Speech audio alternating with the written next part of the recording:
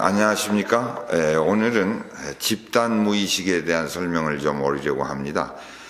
현대 정신분석학에서는 집단 무의식에 대한 연구가 그렇게 활발하지는 않습니다.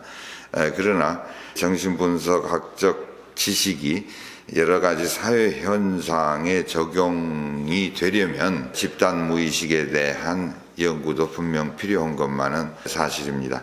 사실 그 프로이트가 1921년에 쓴 집단 심리와 자아의 분석이라는 책에서 어렴풋이나마 집단 무의식의 존재를 인정한 바 있습니다.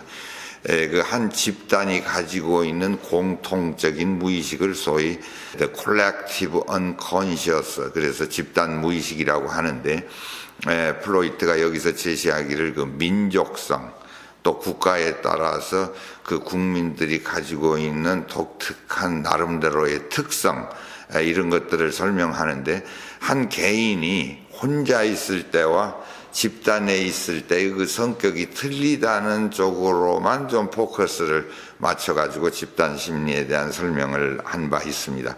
그런데 그 뒤에 여러분도 잘 아시는 스위스의 정신분석학자인 융이라는 분이 계시죠.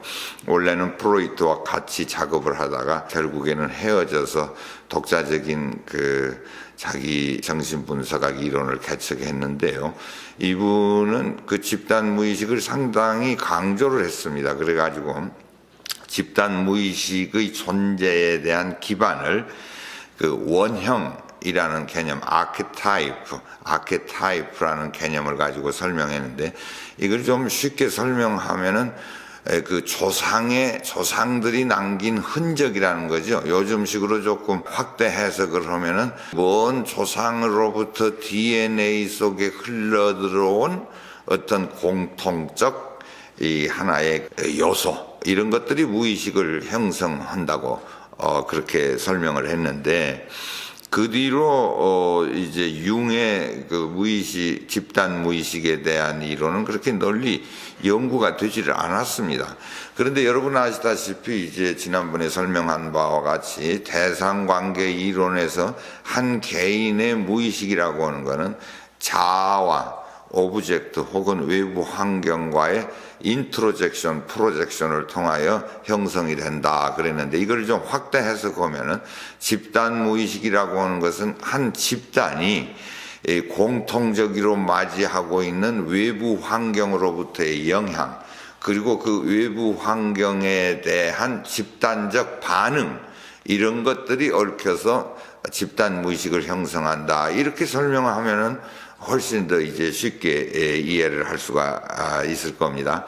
예를 들면은 우리 사회에는 그런 거 설명하기가 매우 좋습니다. 호남 사람들의 집단 무의식, 영남 사람들의 집단 무의식, 대표적으로 또 강원도 분들의 집단 무의식, 충청도 지역의 집단 무의식. 우리나라는 지역은 적지만 산이 많기 때문에 이제 옛날에 교통이 발전되기 이전에는 그렇게 교류가 적었습니다. 그래서 한 지역을 중심으로 그 지역에 사는 사람들이 공통적으로 맞이하는 외부의 영향, 또 그것에 대한 공통적인 대응, 이런 것들로서 그 호남인들의 독특한 공통적 무의식이 존재할 수 있고, 영남인들의 독특한 집단적 무의식이 존재할 수 있다, 이런 가설을 설립시킬 수 있고, 또 거기에 대한 일련의 증명도 다양하게 이루어질 수 있다고 봅니다. 또 더 확대를 하면 한국인들 전체적으로 그동안 5천년 역사 속에서 그 한민족이 외부 환경으로부터 받은 영향, 그리고 한민족이라는 이름 아래 외부 환경에 대한 공통적 그 반응, 프로젝션, 이런 것들이 한민족의 공통적 무의식을 형성시킬 수 있다, 이제 이런 그 설명이 가능하게 됩니다. 저는 여기에 대해서 그 조금 관심이 많아서 현재 정신분석학 이론에서는 크게 연구가 되지 않고 있지만 한국인의 집단 무의식의 특징이라는 책도 한번 쓴 바가 있습니다. 그러나 이러한 그 하여간 집단 무의식에 대한 연구는 앞으로 그 집단 연구라든지 사회 현상, 문화의 특성을 연구하는 좋은 정신분석학적 지식을 만들어낼 수 있다.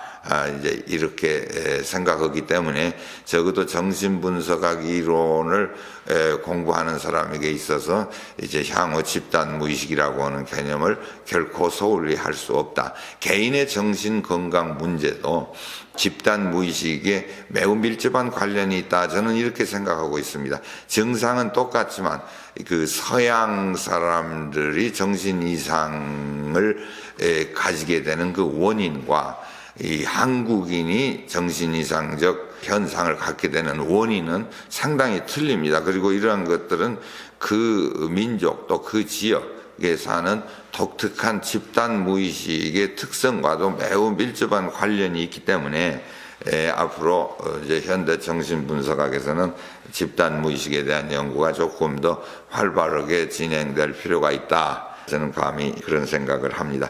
집단 무의식에 대한 이야기는 이 정도로 하고 이제 다음 시간에는 여러분들이 잘 아시는 정신분석학 이론의 핵심이라고 할 수 있는 오이디푸스 콤플렉스에 대한 이야기를 좀 전개해 보려고 합니다. 감사합니다.